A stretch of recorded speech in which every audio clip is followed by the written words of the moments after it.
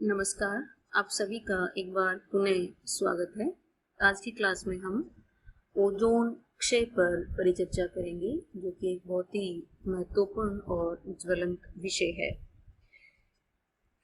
Ozone एक विशिष्ट प्रकार की ऑक्सीजन ही है, जिसमें 2 के स्थान पर 3 ऑक्सीजन एटम होते हैं। ये वायुमंडल के हर भाग में थोड़ी बहुत मौजूद होती है, परंतु मुख्य रूप से ये 15 से और 40 किलोमीटर की जो रेंज है वायुमंडल में ऊंचाई की तरफ, वहाँ पे पाई जाती है। और इसका सबसे ज़्यादा सांद्रण इसी हाइट पे पाया जाता है। इस ऊंचाई पे जो वायुमंडलीय परत है, इसको इस ओजोन की उपस्थिति के कारण ही ओजोन मंडल या ओजोन परत कहा जाता है। जो ओजोन का निर्माण होता है ऑक्सीजन के 3 एटम्स के मिलने से, ये अधिकांश लगभग 90% उष्ण कटिबंधीय जो क्षेत्र होते हैं, उनका जो ऊपरी समताप मंडल है, वहां पे इसका निर्माण होता है। फिर जो वायुमंडलीय संचार की क्रिया होती है, उसके द्वारा कुछ ओजोन जो है वो ध्रुवीय क्षेत्रों के ऊपर स्थित जो वायुमंडल है उसकी निचली परतों में चली जाती है।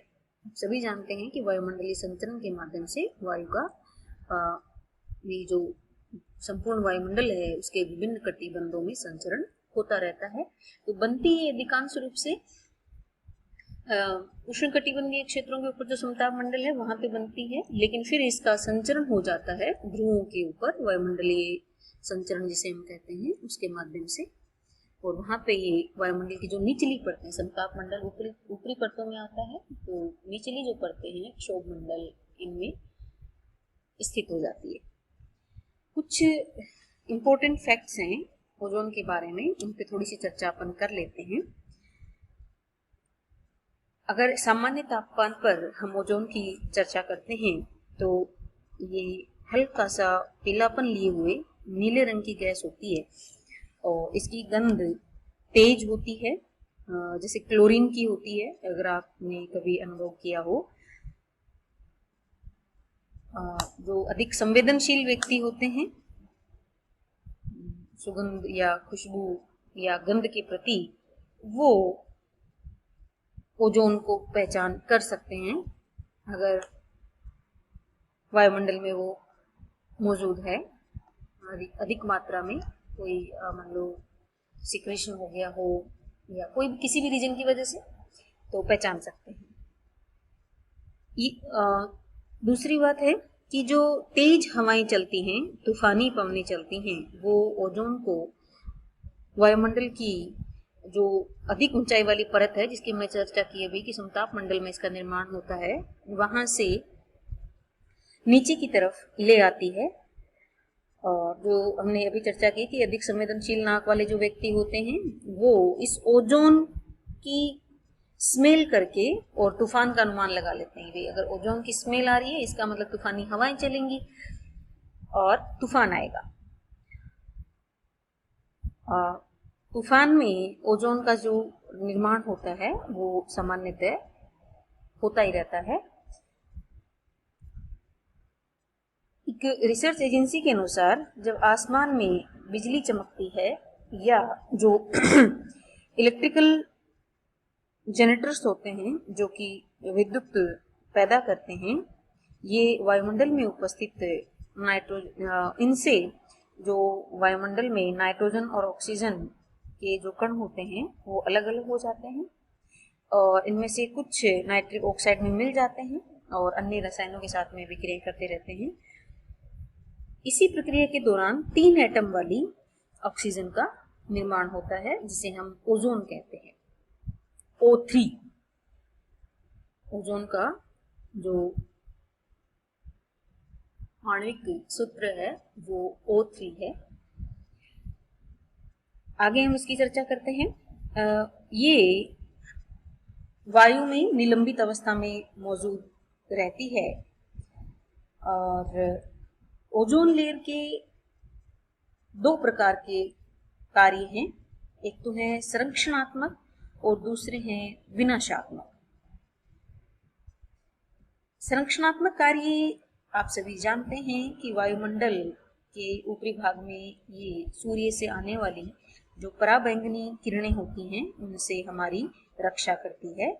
इसीलिए इस ओजोन लेयर को हम पृथ्वी का छाता या रक्षा कवच कहते हैं।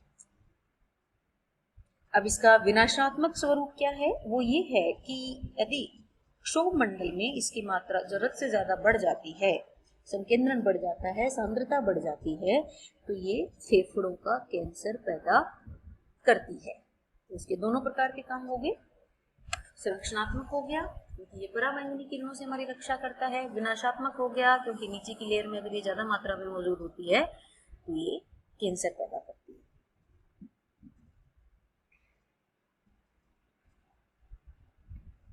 ओजोन का निर्माण किस तरीके से होता है? प्राकृतिक रूप से वायुमंडल में ओजोन का जो निर्माण है वो अनवरत रूप से चलता रहता है। ये एक प्रकाश रासायनिक अभिक्रिया है, फोटोकेमिकल अभिक्रिया है।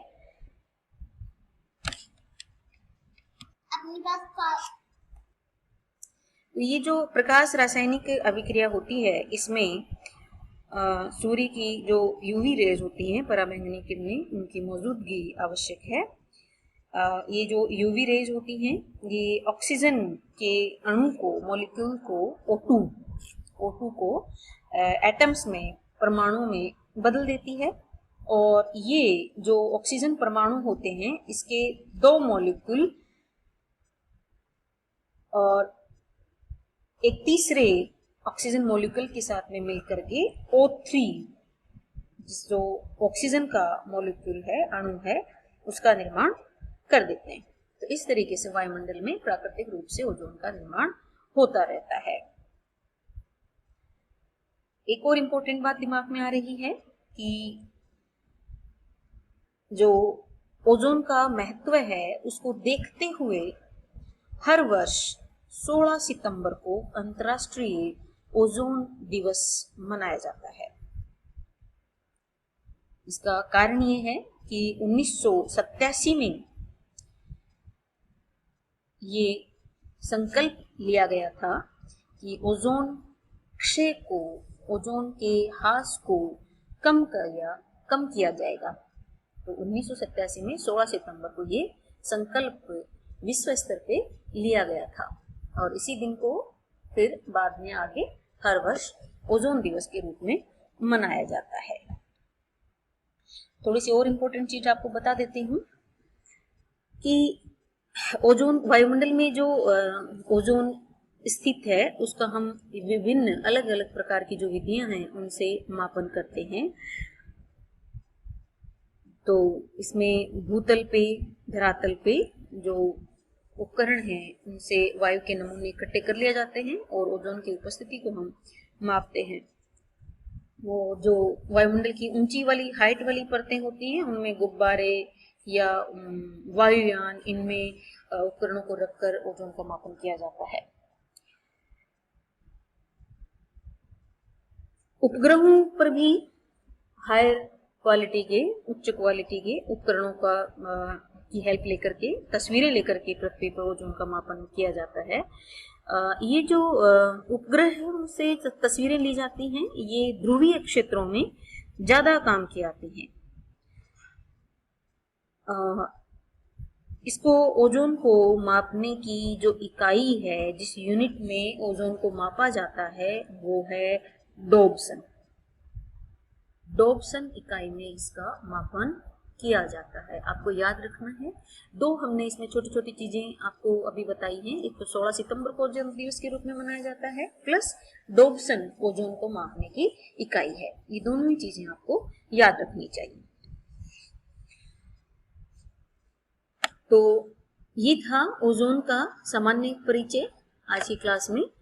अभी नेक्स्ट क्लास में हम ओजोन क्षय पर विस्तार से परिचर्चा करते हैं कि कैसे, किन वजहों से ओजोन का डिप्लीशन हो रहा है, ओजोन का क्षय हो रहा है और किन विधियों के माध्यम से हम ओजोन डिप्लीशन को, किन उपायों के माध्यम से हम ओजोन डिप्लीशन को कम कर सकते हैं। आज की क्लास में इतना ही, मिलते हैं नेक्स्ट क्लास में। धन्यवाद।